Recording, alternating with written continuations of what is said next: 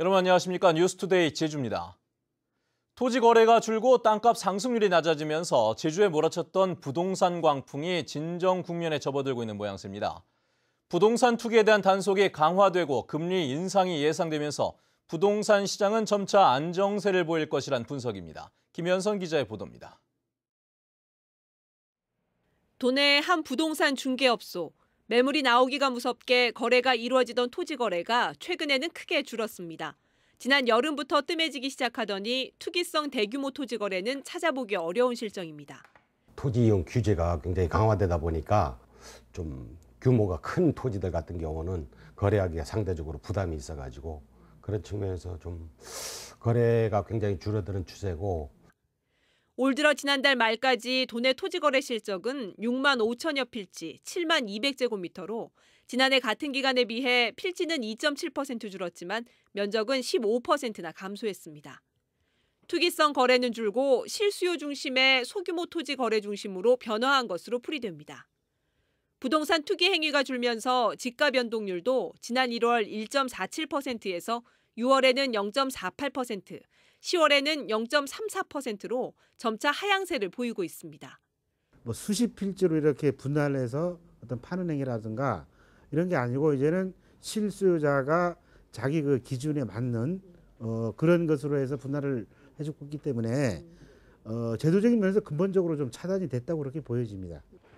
최근 3년간 제주도가 3필지 이상 분할된 토지 11,300여 필지를 전수조사해 세무서에 통보한 투기 의심 토지만 4천여 필지.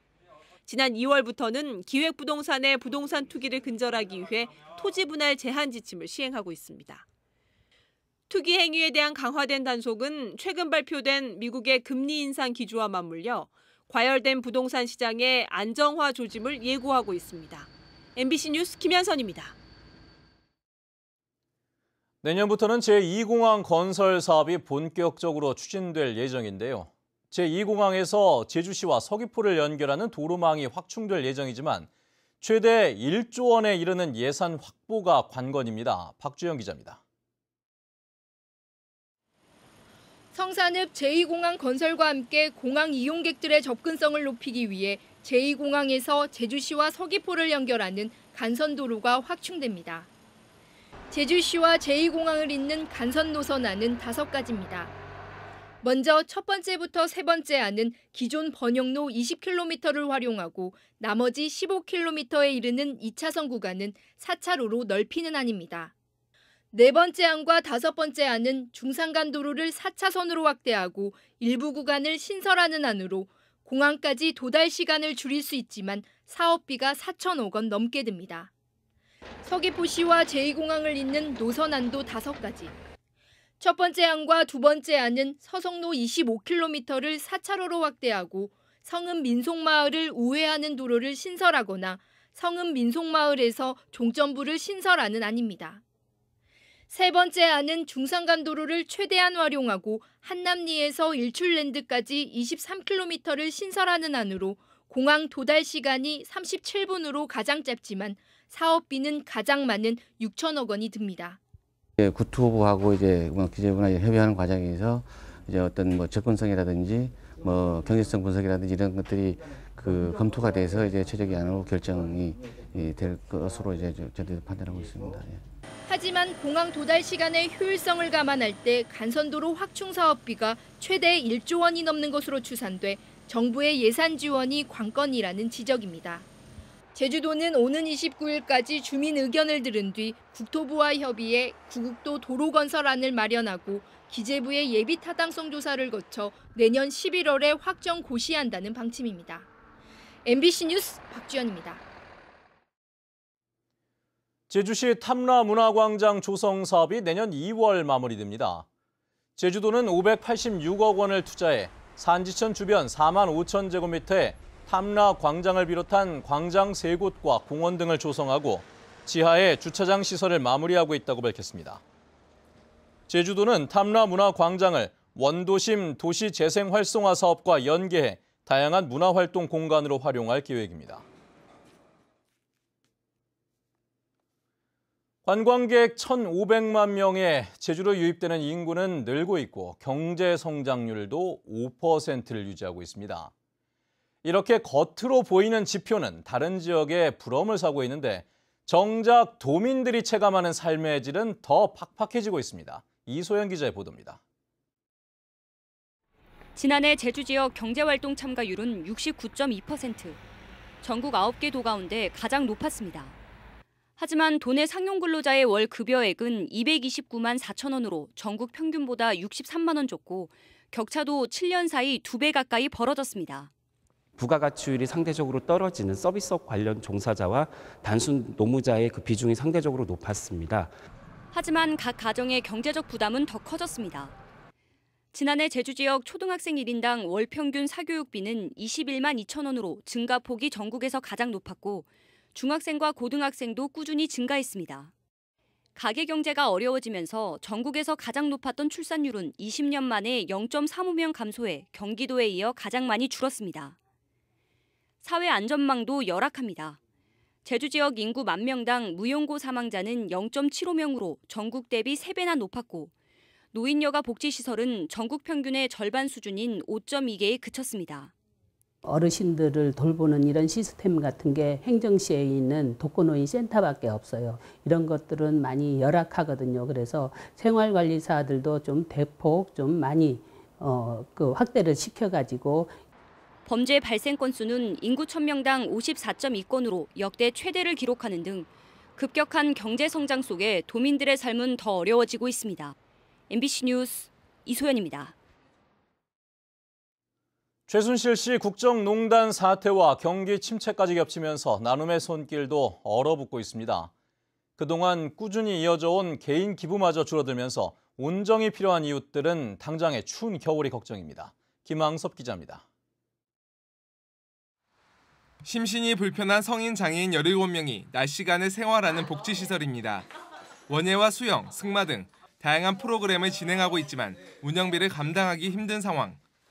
연말이 되면 개인이나 단체의 기부와 물품 기증 등 후원이 이어졌지만 올해는 눈에 띄게 줄었습니다. 우리 올해 같은 경우는 거의 연말에 후원이나 기부금이 거의 없어가지고 정말 힘들거든요. 운영비나 이런 게 조금은 열악해요. 그래서 이제 후원 대체가 좀 많이 필요한데 도민과 기업들의 무관심 속에 사랑의 온도도 좀처럼 오르지 못하고 있습니다.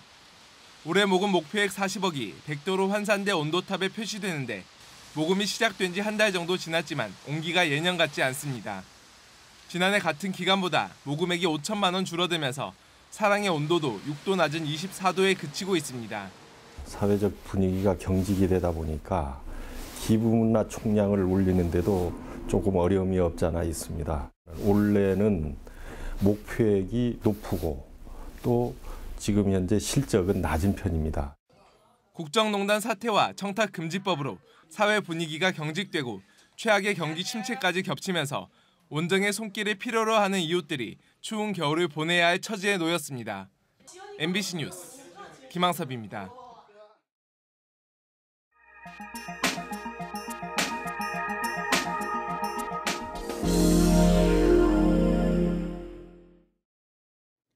최근 사이버 보안에 대한 중요성이 갈수록 부각되고 있는데요. 특히 에너지 공기업은 전산망이 뚫리게 되면 피해가 엄청나기 때문에 자체적으로 해킹을 막는 화이트 해커를 키우는 데 주력하고 있다고 합니다. 울산 MBC 유영재 기자입니다. 국내 발전 용량 10%를 생산하는 한국동서발전.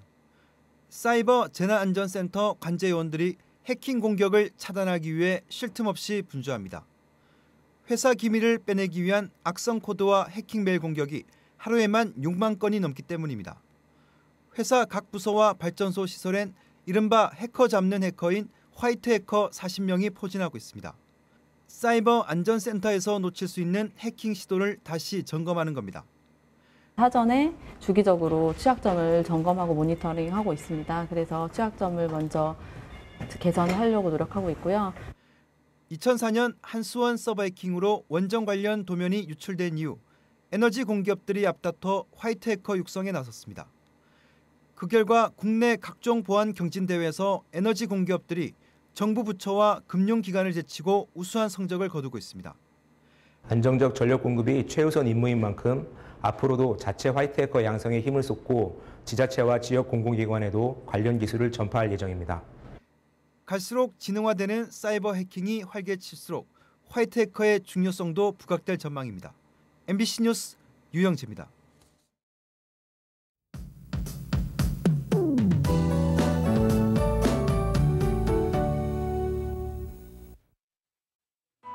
네, 오늘 아침 짙은 안개가 말썽입니다. 비로 인해 대기가 습해지면서 북부와 남부 산간 지역에는 안개주의보까지 내려져 있는데요. 특히 서늘의 가시거리가 50, 유수함은 100m로 시야가 무척 답답하게 좁혀져 있으니까요. 출근길 안개와 비로 인한 교통안전에 각별히 유의하셔야겠습니다. 한편 현재 약하게 내리고 있는 비는 오전 내에 대부분 그칠 것으로 예상되고요. 오늘도 평년 기온을 크게 웃돌면서 큰 추위는 없겠습니다. 다음은 자세한 지역별 날씨입니다. 네, 출근길 비는 내리지만 공기는 대체로 포근한데요. 북부 지역의 기온 12도 내외로 출발하고 있고요. 낮 기온은 어제와 비슷하겠습니다. 서부 지역은 오늘도 3월 중순에 해당하는 기온을 유지하겠고요. 남부 지역은 평년보다 6도에서 많게는 9도가량 높은 기온을 보이겠습니다. 네, 현재 동부 지역의 기온 13도에서 14도, 낮 기온은 17도 안팎이 예상됩니다. 네, 오늘 아침 비와 안개로 인해 도로 사정이 좋지 않으니까요. 한라산을 횡단하는 운전자들은 앞차와의 거리를 넉넉히 두고 안전운전 하셔야겠습니다. 삼척도 아침에는 비가 대부분 그치면서 오후에는 구름의 양만 많겠습니다. 물결은 남쪽 먼바다를 중심으로 약간 높게 일겠고요. 현재 대부분 공항에 안개가 낀 가운데 대구공항에는 저시정특보가 내려져 있는 상황입니다. 네, 이번 주 목요일까지는 비가 오락가락하겠고요. 금요일부터는 다시 기온이 큰 폭으로 떨어지면서 눈이 오는 곳이 있겠습니다. 날씨였습니다. 독감에 감염된 학생이 크게 늘고 있습니다. 제주도 교육청은 2주 전 11명 수준이었던 초중고교생 독감 환자가 지난주에는 177명으로 16배 급증했다고 밝혔습니다. 교육청은 인플루엔자 판정을 받은 학생은 등교를 하지 않더라도 출석으로 인정하고 있다며 손 씻기 등 개인 위생 관리에 신경 써줄 것을 당부했습니다. 허위 서류로 농지를 사들인 뒤 땅을 쪼개 되팔아 수억 원의 차익을 챙긴 혐의로 기소된 40대에게 실형이 선고됐습니다. 제주지방법원 정도성 판사는 지난해 7월 제주시 해안동에 과수원을 매입하면서 자신이 농사를 짓겠다는 허위 농업 경영계획서를 제출한 혐의로 기소된 모 영농조합법인 대표 48살 김모 씨에게 징역 1년을 선고했습니다. 재판부는 김 씨가 허위 신고로 토지를 구입한 뒤 합병과 분할을 거쳐 6억 5천만 원 이상의 수익을 거뒀다며 투기성 난개발에 대한 엄한 처벌이 필요하다고 밝혔습니다. 고의로 경주말을 다치게 한 뒤 보험금을 타낸 혐의로 재판에 넘겨진 말 관리인에게 무죄가 선고됐습니다. 대법원 1부는 사기 혐의로 재판에 넘겨진 56살 A씨에 대한 상고심에서 증거가 없다며 징역 1년형을 선고한 원심을 파기환송했습니다. A씨는 지난 2011년 자신이 근무하는 마방에서 경주말을 고의로 다치게 한 뒤 보험금을 타낸 혐의로 재판에 넘겨졌습니다. 제주시는 한림읍 금왕리 일대에 조성하는 친환경 에너지타운 사업 계획을 확정하고 내년부터 본격 추진합니다. 금왕리 에너지타운 조성 사업은 가축분뇨 공공처리 시설에서 배출되는 바이오가스를 주민 소득원으로 활용하기 위한 사업입니다. 제주시는 내년부터 사업비 52억 원을 들여 공공처리시설 일대 열대작물 재배 온실과 농산물 저온 창고, 태양광 시설을 조성해 오는 2018년 2월 준공할 계획입니다. 내년부터 공공기관에서 건물을 지을 때에는 공공디자인을 반영해야 합니다. 제주도는 공공디자인진흥법이 시행됨에 따라 관련 조례를 제정하고 내년부터 시행에 들어간다고 밝혔습니다. 이에 따라 내년부터 공공시설물을 설치할 경우 공공성과 신미성을 담아 디자인하고 공무원들도 전문 교육을 받게 됩니다. 박근혜 정권 퇴진 제주행동은 논평을 통해 헌법재판소의 국민의 민의를 엄중히 받아들이고 즉각적인 탄핵 심판을 해야 한다며 촛불 집회를 계속 이어가겠다고 밝혔습니다. 이 단체는 지난 10월 말 첫 집회를 시작으로 9차례의 집회에 연인원 4만 명이 참여했다며 박근혜 대통령의 즉각 퇴진과 부역자 처벌, 새누리당과 재벌의 해체를 요구했습니다.